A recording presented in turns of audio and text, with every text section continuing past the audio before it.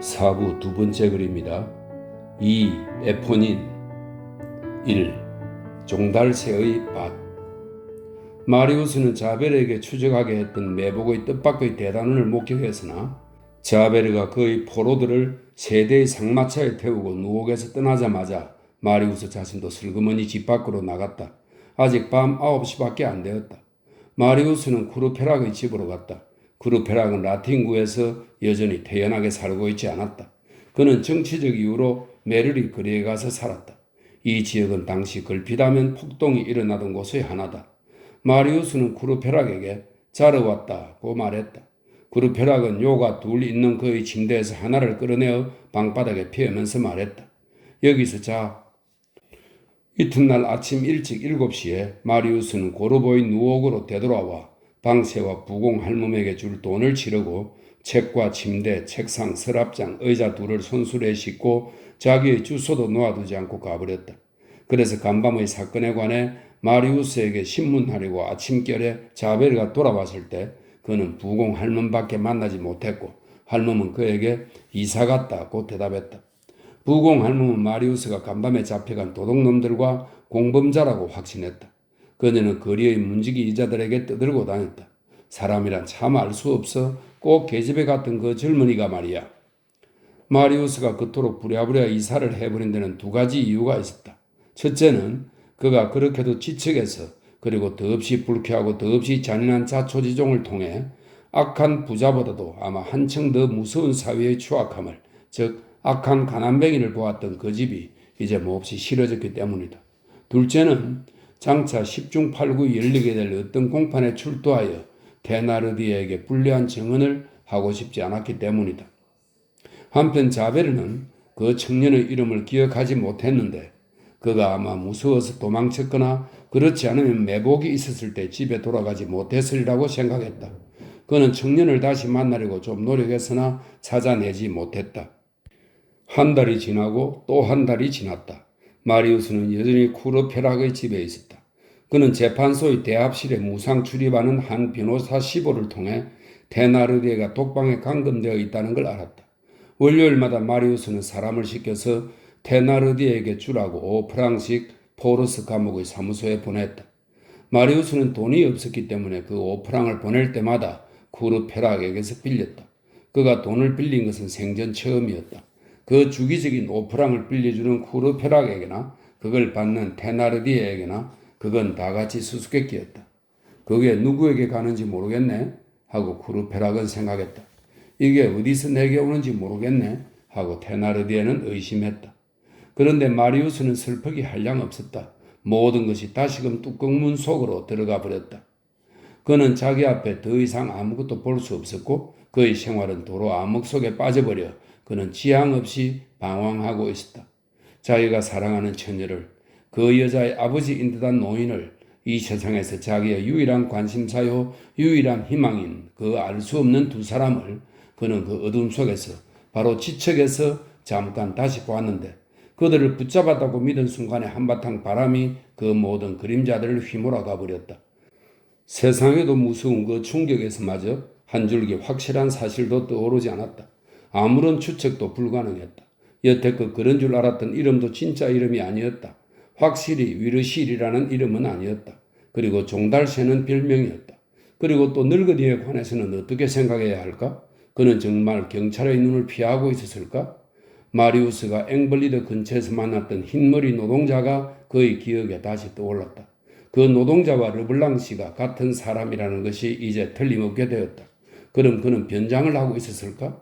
이 사람에게는 영웅적인 면과 수상적인 면이 있었다. 그때 왜 그는 사람 살려 하고 외치지 않았을까? 왜 주랭랑을 놓았을까? 그는 그 처녀의 아버지였는가 아니었는가?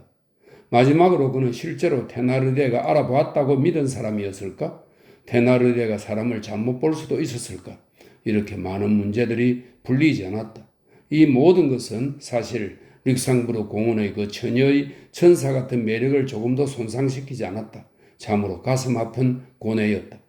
마리우스의 가슴 속에는 정열이 끓어오르고 눈 위에는 어둠이 깔려 있었다. 그는 밀려났다 끌렸다 하면서 꼼짝도 못하고 있었다. 사랑을 제외하고는 모든 것이 사라져버렸다. 사랑 자체도 그는 그 자극과 섬광을 잃어버렸다. 보통 우리들을 불태우는 이 불길은 역시 우리들을 좀 비추어 주기도 하고 약간의 유익한 빛을 밖에서 우리들에게 던져주기도 한다. 그러한 정열의 희미한 조언도 마리우스에게는 더 이상 들리지 않았다. 그는 결코 이런 생각을 하지 않았다. 내가 만약 저기로 간다면, 내가 만약 이렇게 해본다면, 그가 이제 위르실이라고 부를 수 없는 그 여자는 분명히 어딘가에 있었다. 그러나 어느 쪽에서 찾아야 할지 아무것도 마리우스에게 알려주지 않았다. 그의 모든 삶은 이제 이렇게 간단히 요약되었다. 들어갈 수 없는 안개 속의 절대적인 불확실성, 그녀를 다시 만나볼 것, 그는 그것을 늘 갈망했지만 그걸 더 이상 기대하지는 않았다. 설상가상으로 빈궁이 다시 오고 있었다. 그는 그 싸늘한 바람을 아주 가까이에서 그의 뒤에서 느끼고 있었다. 이 모든 고민 속에서 이미 오래전부터 그는 일을 중단했는데 일을 중단하는 것보다도 더 위험한 것은 아무것도 없다. 그것은 습관이 가버리는 것이다. 습관은 버리기는 쉽지만 되찾기는 어렵다. 어느 정도의 몽상은 적당한 양의 마취제처럼 유익하다. 그것은 활동하는 지성의 이따금 강한 흥분을 가라앉히고 정신 속에 일종의 신선하고 부드러운 김을 빚어내는데 이 김은 순수한 사고의 너무나도 심한 굴곡을 완화하고 여기저기서 결함과 간극들을 메워주고 전체들을 결합해주며 관념들의 모서리를 무디게 해준다. 그러나 지나친 몽상은 침몰시키고 익사시킨다. 사색에서 몽상으로 완전히 빠져버리는 정신노동자는 불행할진저 그는 쉽사리 다시 떠오르리라고 믿고 결국 마찬가지라고 생각한다. 그건 잘못이다. 사색은 지성의 노동이고 몽상은 지성의 향락이다. 사색 대신 몽상을 하는 것은 음식에 독을 섞는 것과 같다. 마리우스는 다들 기억하고 있듯이 그렇게 시작했다. 뜻밖의 정열이 생겨났고 마침내 그를 대상도 없고 밑바닥도 없는 환상 속에 떨어뜨렸었다. 이제 자기 집에서 나가는 건 오직 꿈을 꾸러 가기 위해서일 뿐 태만한 산출, 소란스럽고 침체된 구렁텅이 그리고 일이 줄어감에 따라 결핍은 불어나고 있었다. 그것은 당연한 일이다. 사람이 몽상 상태에 있으면 자연히 돈을 헤프게 쓰고 무기력해지며 이완된 정신은 긴축 생활을 지탱할 수 없다. 그러한 식의 생활에서는 선악이 혼합되어 있다. 왜냐하면 유약함은 해롭지만 너그러움은 건전하고 유익하기 때문이다. 그러나 일을 하지 않는 너그럽고 고결한 가난뱅이는 파멸한다. 재원은 마르고 필수품들은 계속 생겨난다. 이 비극적인 비탈에서는 제 아무리 정직하고 제 아무리 꿋꿋한 사람들이라도 가장 약한 사람들과 가장 사악한 사람들처럼 끌려가 마침내 자살이냐 범죄냐 두 구멍 중 어느 하나로 끝장난다. 몽상하러 가기 위해 자꾸 나가다가 집을 나가 물에 몸을 던지러 가는 날이 온다. 과도한 몽상은 에스쿠스와 르브라 같은 사람들을 만든다. 이 두 사람은 희곡을 합작했는데 그게 실패하자 비관 끝에 자살했다고 하네요. 마리우스는 다시는 보지 못할 그 여자 쪽으로 시선을 보내면서 천천히 그 비탈을 내려가고 있었다. 내가 아까 위에 써놓은 것은 이상해 보이겠지만 그러나 그것은 사실이다. 없는 사람의 추억은 가슴의 어둠 속에서 빛난다. 그이가 사라지면 사라질수록 그이는 더 반짝인다. 절망한 어두운 마음은 그 빛을 그의 지평선에서 본다. 그것은 마음속 밤의 별, 그 여자 마리우스의 모든 생각은 오직 거기에만 있었다. 그는 다른 일은 생각하지 않았다. 그는 어렴풋이 느끼고 있었다. 자기의 헌 예복은 더 못 입게 되었고 새 예복은 헌옷이 되었고 셔츠는 헐어 빠졌고 모자도 헐어 빠졌고 장화도 헐어 빠져가고 있었다는 것을. 다시 말해서 자기의 일생도 헐어 빠져가고 있다는 것을. 그러면서 그는 생각했다. 죽기 전에 그 여자를 다시 만나볼 수만 있다면. 단 한 가지 달콤한 생각이 그에게 남아있었다. 그것은 그 여자가 자기를 사랑했다는 것. 그 여자의 눈길이 그걸 그에게 말해주었다는 것. 그 여자는 자기의 이름을 몰랐지만 자기의 마음은 알고 있었다는 것. 그리고 그 알 수 없는 곳이 어디든 간에 아마 지금 있는 곳에서 그 여자는 아직도 자기를 사랑하고 있으리라는 것. 그가 그녀를 사모하고 있듯이 그녀도 자기를 사모하는지 누가 알겠는가? 때때로 사랑하는 사람의 마음이면 누구나 다 그런 때가 있는 것 같은 그런 설명할 수 없는 시간에 고통의 이유밖에 없으면서도 은밀한 희열의 가슴이 설렘을 느끼면서 그는 생각했다. 이건 그 여자의 생각이 나에게 통한 거다. 그런 뒤에 이렇게 덧붙였다. 내 생각도 아마 그에게 통하겠지. 이러한 환상을 그는 나중에 이내 머리를 흔들며 지워버렸지만 그럼에도 불구하고 그러한 환상은 때로는 희망 비슷한 빛을 그의 마음에 던져주는 데 성공했다. 때때로 특히 몽상가들을 가장 서글프게 하는 저녁 시간에 그는 사랑이 머릿속을 가득 채워주는 몽상 중에서도 가장 순수하고 가장 보편적이고 가장 이상적인 것만을 수첩에 떨어뜨렸다. 그는 이것을 그이에게 편지를 쓴다고 불렀다. 그의 이성이 지리멸렬했다고 생각해서는 안 된다. 그 반대였다. 그가 일하는 능력을 상실하고 일정한 목표를 향해 단호한 행동을 취하는 능력을 상실하고 있었으면 사실이나 그 어느 때보다도 더 그는 통찰력과 적확성을 갖고 있었다. 그는 눈앞에 지나가는 것을 심지어 가장 무관심한 사실들이나 사람들까지도 이상하긴 하지만 고요하고 현실적인 빛 속에서 보고 있었다. 그는 의기소침하면서도 성실하게 그리고 순진하면서도 공명정대하게 모든 정확한 말로 말하고 있었다.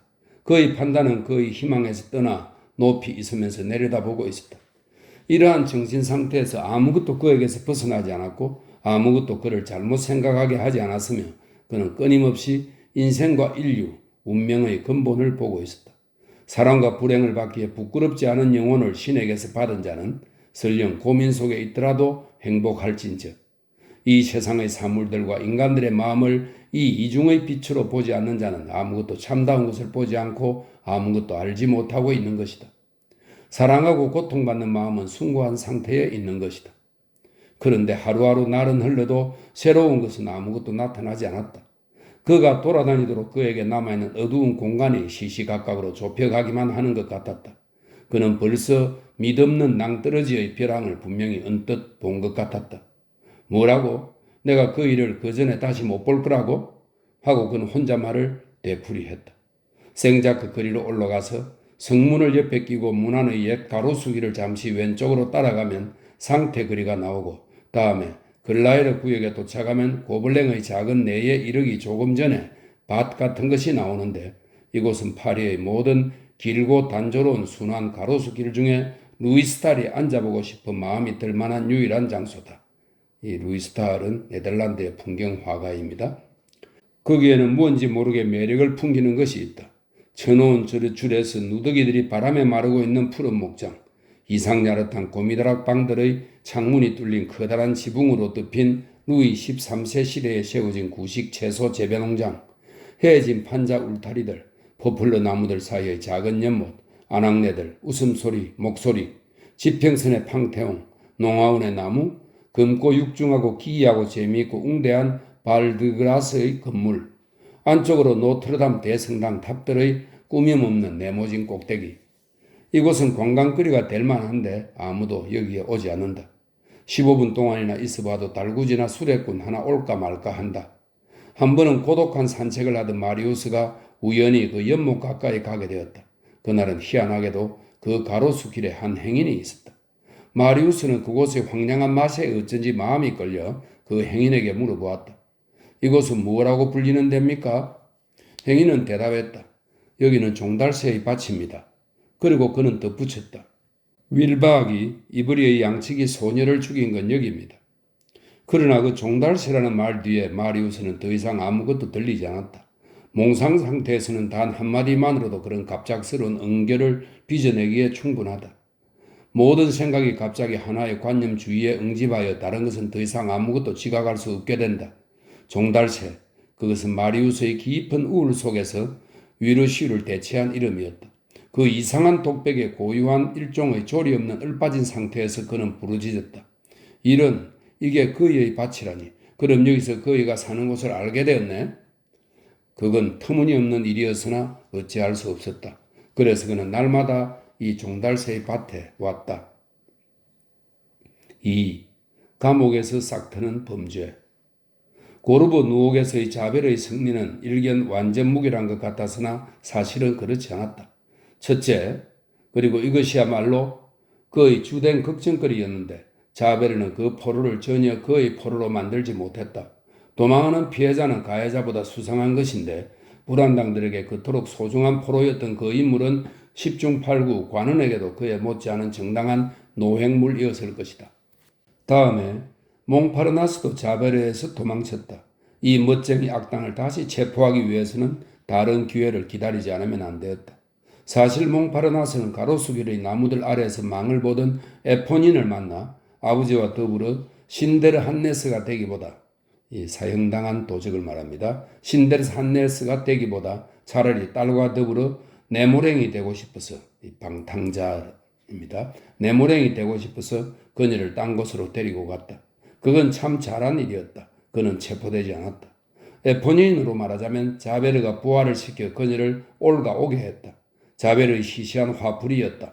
에포닌은 아젤마와 함께 마넬로네트 가마원에 구금되었다. 마지막으로 고르보 누옥에서 포르스 감옥으로 가는 도중 체포된 주요 인물 중 하나인 글라스코는 꺼져버렸다. 어떻게 그런 일이 일어났는지 알 수 없었다. 형사들과 순경들은 어찌된 영문인지 알 수 없었다. 그가 전기로 변했는지 수갑들 사이로 살짝 빠져나갔는지 수레의 터진 틈 사이로 흘러버렸는지 상마차가 금이 가서 샜는지 형무소에 도착했을 때 클라크스가 없어졌다는 것 밖에는 아무도 말할 수 없었다. 거기에는 요술이 있었거나 경찰이 있었다. 클라크스는 한 송이 눈이 물 속에서 녹아버리듯이 어둠 속에서 녹아버렸는가? 경찰들의 은밀한 공모가 있었던가? 그는 혼란과 질서의 양쪽에 속해 있는 사나이였을까? 그는 범법과 취체를 아울러 갖춘 사나이였을까?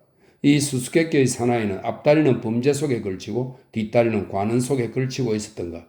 자베르는 그러한 술책을 전혀 인정하지 않았고 그러한 타협 앞에서는 노발대발했으리라. 그러나 그의 반에는 그 밖의 다른 형사들도 있었는데 이들은 그의 아랫사람들이지만 파리시 경찰청의 비밀에 아마 그 자신보다도 더 정통했을 것이고 클라크스는 썩 훌륭한 형사가 될 수 있을 만큼 비상한 악한이었는지도 모른다. 밤과 더불어 그토록 내밀한 속임수 관계에 있는 것, 그것은 도둑질을 위해서는 썩 좋은 일이고 경찰을 위해서는 감탄할 만한 일이다. 이렇게 양다리를 걸치고 있는 악당들이 있다. 그야 어쨌든 없어진 클라크스는 다시 발견되지 않았다. 자베르는 그것에 놀라기보다 화가 난 것 같았다. 자베르가 그 이름은 잊어버렸지만 10중 8구 겁이 났을 그 얼간의 변호사 마리우스에 관해 자베르는 별로 큰 관심을 갖고 있지 않았다. 게다가 변호사라면 언제든 다시 찾아낼 수 있다. 그러나 그가 진짜 변호사였을까? 예심은 이미 시작되었다. 예심 판사는 파트론 미네트의 한패 사람들 중 한 사람을 독방에 가두지 않는 것이 유익하다고 생각하고 그가 좀 지켜려 주기를 바랐다. 그 사람은 퍼티 방키에 그리의 더벅머리 사나이 브리종이었다. 그를 샤를마뉴의 마당에 풀어놓고 감시자들의 눈이 그를 지켜보고 있었다. 이 브리종이라는 이름은 포로스 감옥의 추억거리 중 하나다. 관리들은 생베르나르의 마당이라 부르고 도둑놈들은 사자굴이라 부르는 바티막 네프라는 보기 흉한 마당 안에 왼쪽으로 지붕 높이까지 올라가 있고 피부 비늘과 병균으로 덮여있는 그 담벼락 위에 옛날에는 포르스 공작 저택의 예배당이었으나 지금은 불안당의 공동 침실이 된 건물로 통하는 녹슨 낡은 철문 옆에 12년 전에는 아직도 못으로 돌에 조잡하게 새겨져 있는 감옥 같은 것을 사람들은 볼 수 있었는데 그 아래에는 불의종 1811년이라는 서명이 있었다. 1811년의 불의종은 1832년의 불의종의 아버지였다. 고르보 누옥의 매복에서 독자가 잠깐밖에 보지 못한 1832년의 불의종은 매우 교활하고 매우 영리하고 젊은 쾌남아였으나 얼빠진 것 같고 하소연하는 것 같은 얼굴을 하고 있었다. 독방에 두는 이보다 사를마뉴의 마당에 두는 편이 더 이로우리라 싶어서 예심판사가 그를 풀어놓은 것은 그 얼빠진 듯한 얼굴 때문이었다. 도둑놈들은 자기들이 재판관의 손안에 들어가 있다고 해서 일을 중단하지는 않는다. 그까지 하찮은 것에는 조금도 신경 쓰지 않는다. 한 가지 범죄 때문에 감옥에 있다고 해서 다른 범죄를 시작하지 않지는 않는다. 그들은 미술 전람회에 한 폭의 그림을 출품해 놓고서도 여전히 아틀리에에서 새 작품에 힘을 기울이고 있는 미술가들과 같다. 브리종은 진역살이에 어리둥절하고 있는 것 같았다. 그가 때때로 사를마뉴의 마당에서 몇 시간이고 매점 창구 옆에 서서 마늘 62상팀부터 시작하여 여송년 5상팀으로 끝나는 매점의 그 더러운 정가표를 백지처럼 들여다보고 있는 것을 사람들은 보았다. 또는 줄곧 달달 떨면서 이를 달그락거리고 열이 있다고 말하면서 열병 환자실의 28개의 침대들 중 비어있는 것이 있는지 물어보곤 했다. 갑자기 1932년 2월 후반경에 이 맥빠진 부리종이 형무소의 사원들에게 그의 이름이 아니라 그의 동료 세 사람의 이름으로 제각기 다른 세 가지 심부름을 시켰고, 이를 위해 그는 모두 해서 50수의 돈이 들었다는 사실이 알려졌는데, 이는 엄청난 비용이었기 때문에 감옥 간수장의 주의를 끌었다. 사람들은 알아보았고 죄수의 면회실에 붙여놓은 수수료표를 참조함으로써 마침내 그 50수의 내역이 다음과 같다는 걸 알게 되었다. 세 번의 심부름, 하나는 팡테온의 10수, 하나는 발드그라스의 15수, 하나는 그르넬 문밖의 25수. 이 마지막 것은 모든 요금 중에서 가장 비쌌다. 그런데 팡테온, 발드그라스, 그르넬 문밖에는 마치 몹시 두려움을 사고 있던 세 명의 문밖 불황배의 주소가 있었다. 별명을 비자로라고 하는 거리드니에 방면된 죄수 글로리웨 그리고 바르카로스 세 사람이었는데, 이 사건은 그들에게 경찰의 주목을 끌었다. 이 사람들은 바베와 괸메르의 두 두목이 감금되었던 그 파트롱 미네트하고 한 동아리로 추측되었다. 부리종이 보낸 쪽지들은 그들의 집 주소로 직접 전해진 것이 아니라 거리에서 기다리고 있는 사람들에게 건네졌는데, 그 쪽지들에는 어떤 모의 중인 악행에 대한 의견이 있었음에 틀림없다고 사람들은 추측했다. 또 다른 증거들도 있어서 이 세 불황배는 체포되었고 부레종의 어떤 음모를 좌절시켰다고 사람들은 믿었다. 그러한 조치를 취한 후 일주일쯤 지난 어느 날 밤, 바티막 네프의 아래층 침실을 순찰하던 감시가 순찰함에 순찰표를 넣을 때, 이것은 순시들이 정확히 직무를 수행하고 있음을 확인하기 위해 사용되는 수단인데, 시간마다 침실들의 문에 못을 박아 걸어놓은 모든 상자들 속에 순찰표를 한 장씩 떨어뜨려야 했다. 그런데 한 순시가 침실을 들여다보는 구멍으로 부레종이 침대에 일어나 앉아서 벽에 걸린 등불빛에 무엇인가 쓰고 있는 걸 보았다. 간수가 들어갔고 부레종을 한 달 동안 지하 감방에 가두었으나 그가 썼던 것을 압수하지는 못했다. 경찰은 그 이상은 알지 못했다.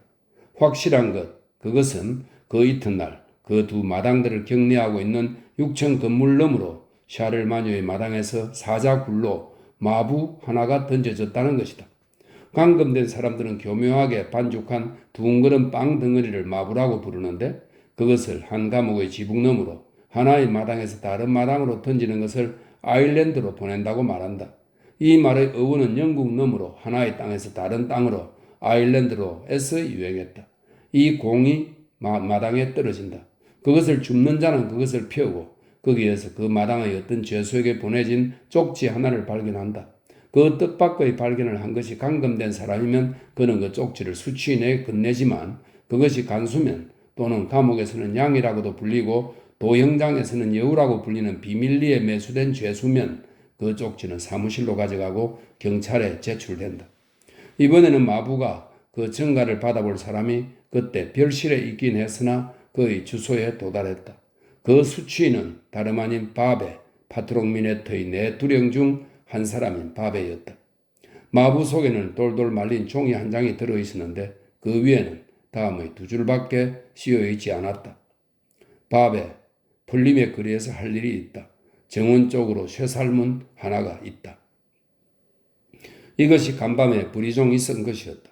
죄수의 몸을 뒤지는 남녀 검사관들이 있었는데도 바베는 요령껏 그 쪽지를 포르스 감옥에서 살페레르 가마원으로 거기에 갇혀있는 어떤 한 좋은 여자친구에게 전했다. 이 계집애가 이번에는 경찰에게 대단히 주목을 받고 있으나 아직 체포는 되지 않은 만용이라는 그녀가 아는 다른 여자에게 이 쪽지를 전달했다. 이 만용은 독자도 이미 그 이름을 보았는데 그녀는 나중에 명확히 밝혀지겠지만 테나르디의 부부와 관계를 갖고 있었고 에포닌을 보러 감으로써 살페트리에르와 마를로네트 두 가마원 사이에서 다리 노릇을 할 수 있었다. 마침 바로 그때 테나르디에 대한 예심 중 그의 딸들에 대해서는 증거가 없었기 때문에 에포닌과 아젤만은 석방되었다. 에포닌이 나오자 마렐로네트의 문에서 그녀를 애타게 기다리던 만용은 바베에게 보낸 부레종의 쪽지를 건네주면서 일을 잘 살피라고 당부했다.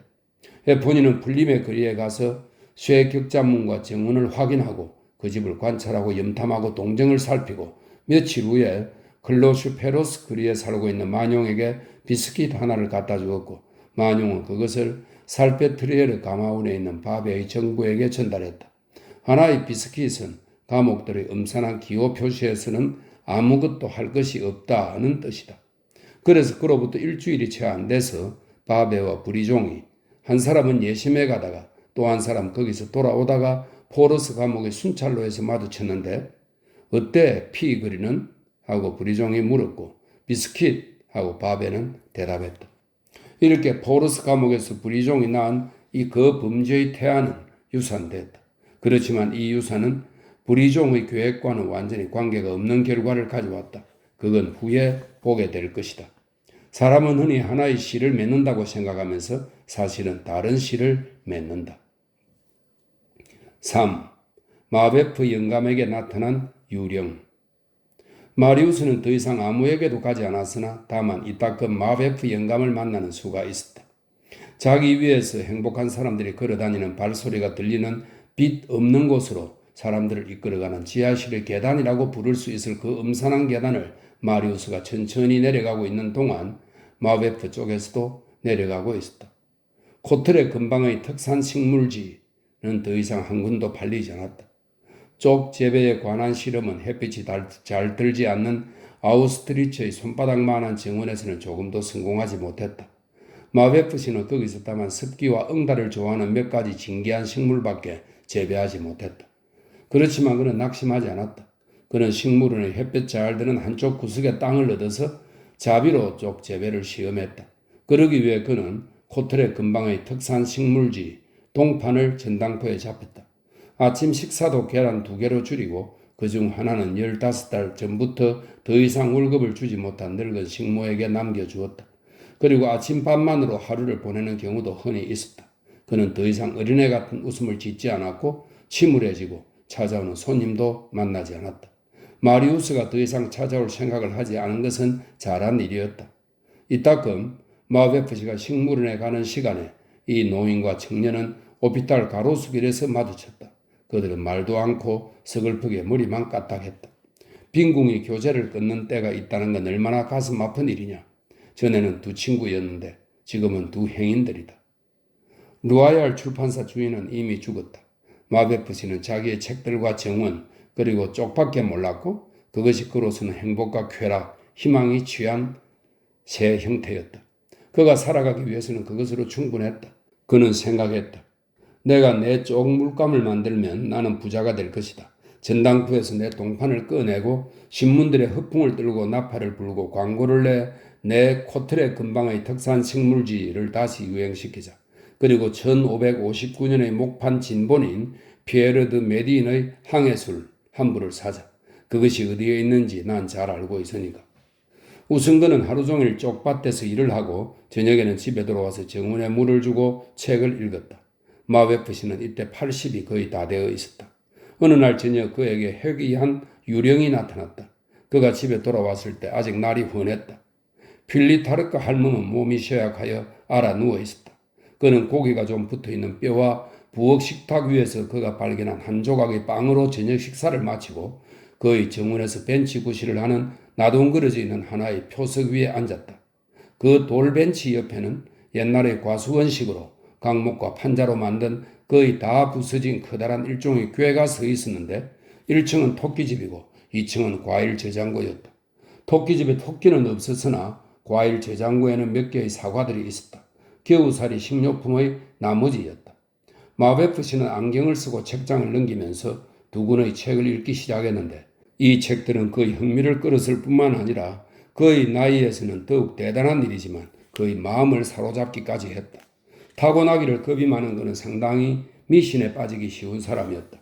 두 권 중 하나는 악마의 변화론이라는 들랑크르 의장의 유명한 저술이고 또 하나는 보벨의 악기와 비에벌의 마귀론이라는 미토르드 라 디오르에르의 사절본이었다.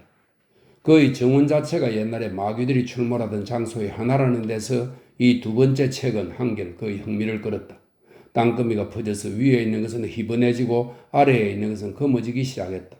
책을 읽으면서도 마베프 영감은 손에 들고 있는 책 너머로 화초들을 그 중에서도 특히 그의 위안거리 하나인 한 그루의 철쭉나무를 쳐다보곤 했다.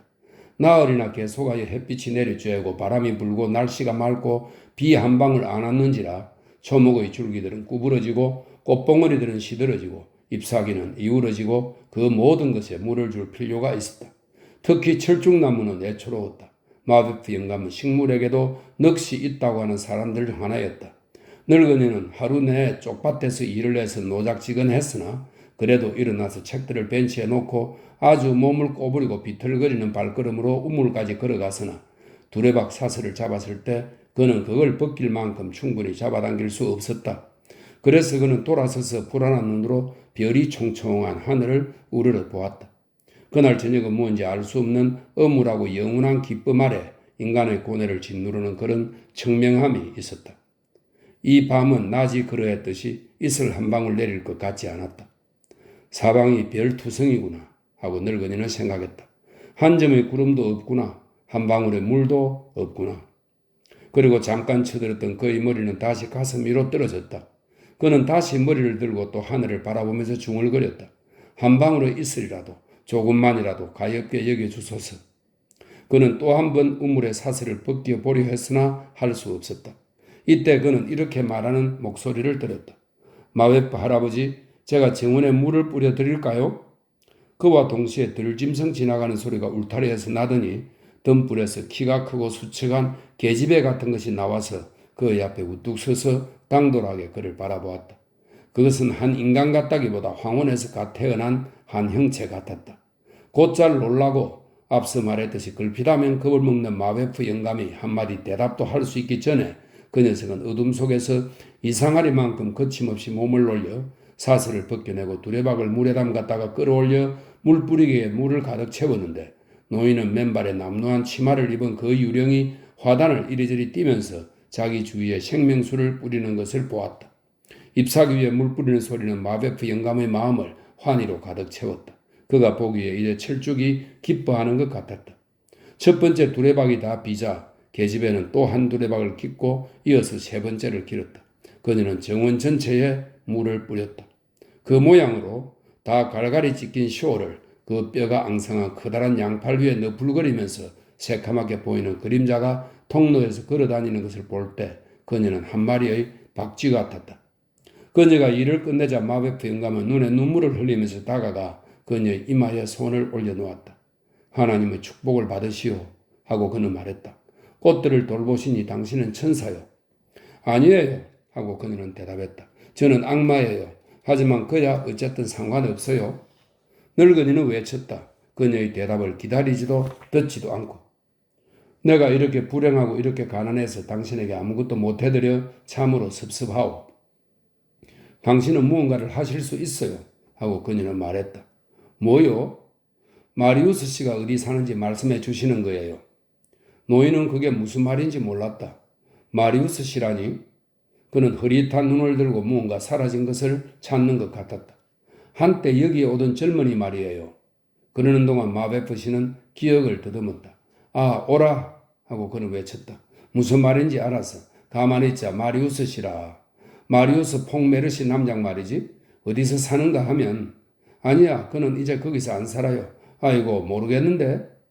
그렇게 말하면서도 그는 몸을 구부려 철쭉나무 가지 하나를 고정시키면서 계속 말했다.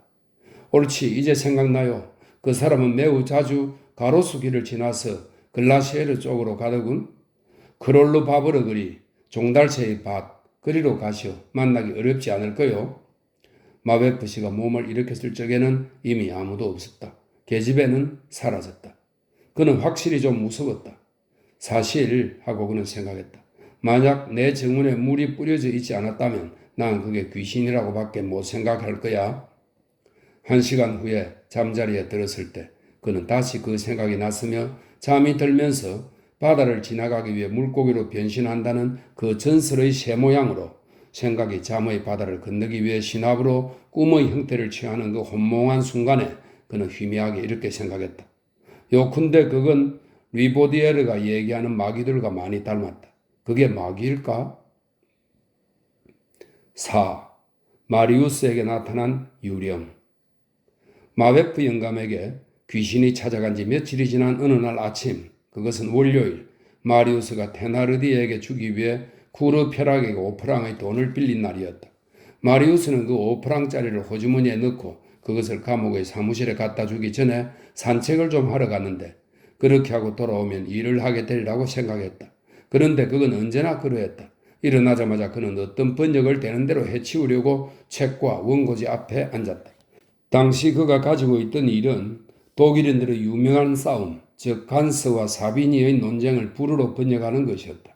그는 사비니를 들었다, 간스를 들었다 하며 넉 줄을 읽고 그중 한 줄을 써보려 했지만 영 되지 않고 원고지와 그 사이에 별 하나가 보이고 나여 의자에서 일어나면서 말했다. 나가야겠다. 그러면 기분이 좋아지겠지. 그러면서 그는 종달새의 밭으로 가곤 했다. 거기서 그는 어느 때보다도 더 별이 잘 보였지만 사비니와 간스는 어느 때보다도 덜 보였다. 그는 돌아와서 일을 다시 시작해보려고 했지만 조금도 되지 않았다. 그의 머릿속에서 끊어진 흐름들 중 단 하나도 되살릴 길이 없었다. 그러자 그는 말했다. 내일은 나가지 말자. 나가면 내가 일을 할 수 없다.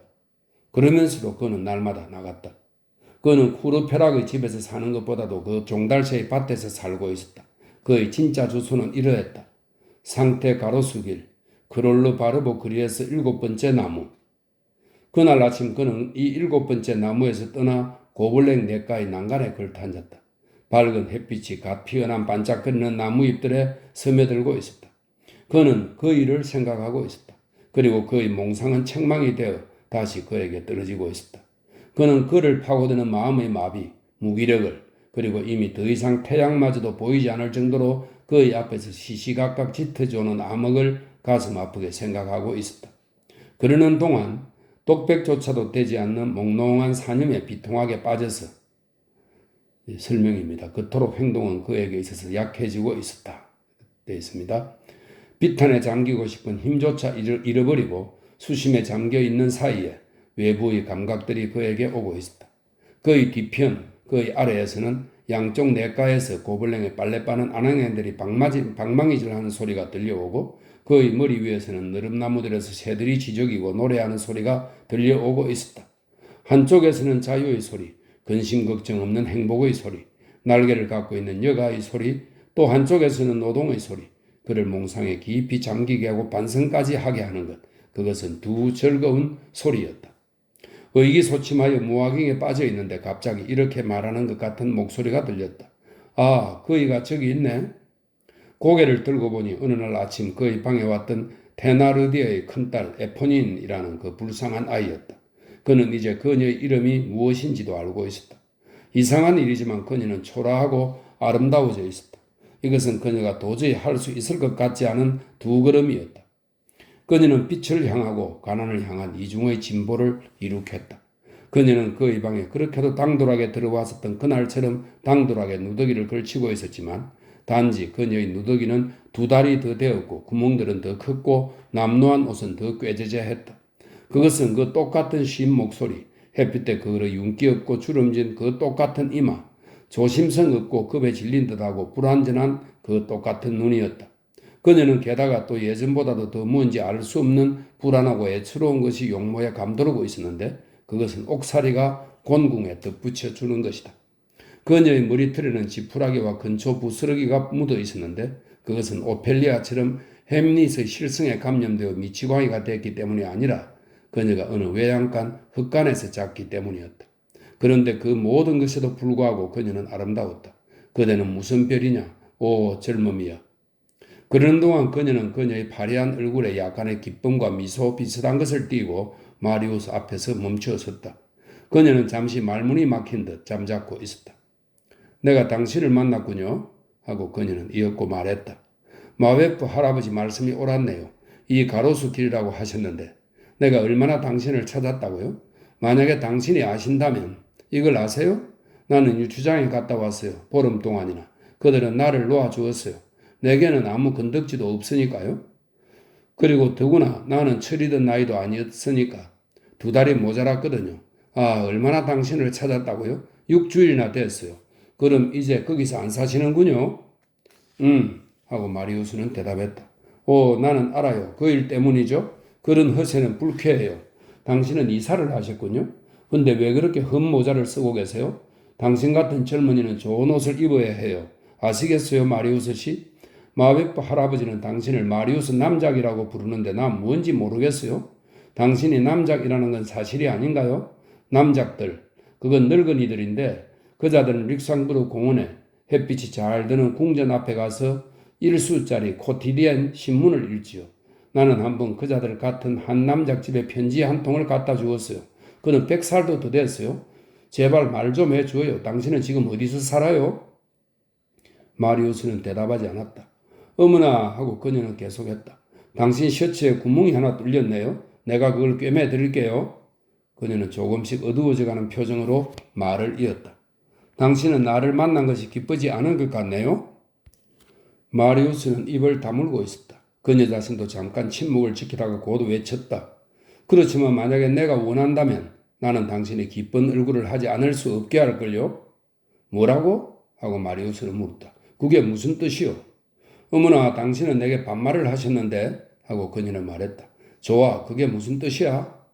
그녀는 입술을 깨물었다. 그리고 마음속에 무슨 갈등이라도 있는 사람처럼 망설이는 것 같았다. 이었고 그녀는 결심을 한 것 같았다. 어쨌든 할 수 없지. 당신은 슬픈 얼굴을 하고 계시는데 난 당신이 기뻐하시기를 바라요. 단지 당신이 웃으시겠다고만이라도 약속해 주세요. 난 당신이 웃으면서 그래 좋아 라고 말하시는 걸 보고 싶어요. 마리우스 씨 아시죠? 무엇든지 내가 바라는 걸 주시겠다고 당신은 내게 약속하셨어요? 그랬어. 어서 말해봐. 그녀는 마리우스를 뚫어지게 바라보면서 말했다. 주소를 갖고 있어요. 마리우스는 파랗게 질렸다. 온몸의 피가 심장으로 역류했다. 무슨 주소? 당신이 내게 부탁한 주소 말이에요. 그녀는 힘들어 하듯이 덧붙였다. 그 주소 아시겠어요? 그래. 마리우스는 중얼거렸다. 그 아가씨의.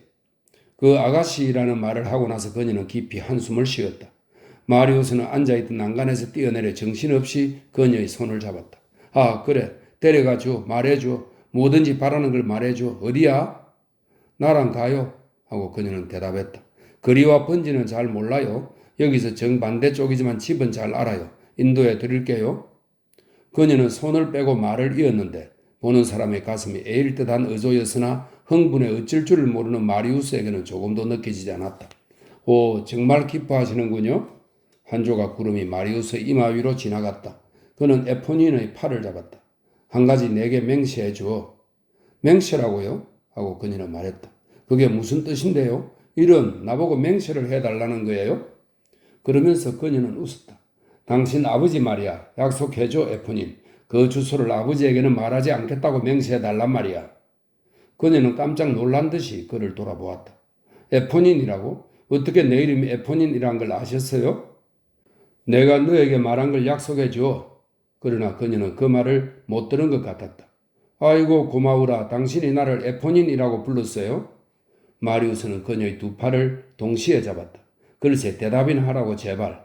내가 너에게 말한 걸 주의하고 너가 아는 주소를 너희 아버지에게 말하지 않겠다고 맹세해달란 말이야. 내 아버지요? 하고 그녀는 말했다. 그래 우리 아버지. 제발 안심하세요. 우리 아버지는 독방에 갇혀 있어요. 더구나 내가 우리 아버지에게 관심을 갖겠어요? 하지만 넌 내게 약속하지 않았다. 하고 마리우스는 외쳤다. 하지만 날 좀 놓으시라고요. 하고 그녀는 웃음을 터뜨리면서 말했다. 나를 그렇게 마구 잡아 흔드는 거예요? 좋아요, 좋아. 약속하겠어요. 맹세하겠어요. 그게 뭐 문제인가요? 우리 아버지에게 주소를 말하지 않겠어요. 그럼 됐어요? 그렇지요? 아무에게도 말하지 않겠지? 하고 마리우스는 말했다. 아무에게도 않겠어요. 이제 나를 데려가 주어. 하고 마리우스는 말을 이었다. 지금 당장? 지금 당장. 가요. 참으로 기쁘도 하시네. 하고 그녀는 말했다. 몇 걸음 후에 그녀는 멈춰 섰다. 나를 너무 바짝 따라오시네요, 마리우스 씨. 나를 앞서가게 두고 모른 척하고 따라오세요. 당신같이 훌륭한 젊은이가 나 같은 여자하고 같이 있는 걸 사람들이 보아서는 안 돼요. 어떠한 언어도 이 아이가 그렇게 말한 그 여자라는 말에 있는 것을 다 말할 수 없으리라. 그녀는 10걸음쯤 가다가 또 발을 멈추었고 마리우스는 그녀에게 따라붙었다. 그녀는 그를 돌아보지도 않고 옆을 향해 말했다. 그런데 당신이 내게 무언가 약속하신 걸 알고 계시죠? 마리우스는 호주머니 속을 뒤졌다. 그가 이 세상에서 소유하고 있는 것은 아버지 테나르디에게 줄 돈 5프랑 뿐이었다. 그는 그것을 집어서 에포닌의 손안에 넣어주었다. 그녀는 손가락을 펴서 돈을 땅바닥에 떨어뜨리고 서글픈 얼굴을 하고 그를 바라다보면서 당신 돈은 바라지 않아요 하고 말했다.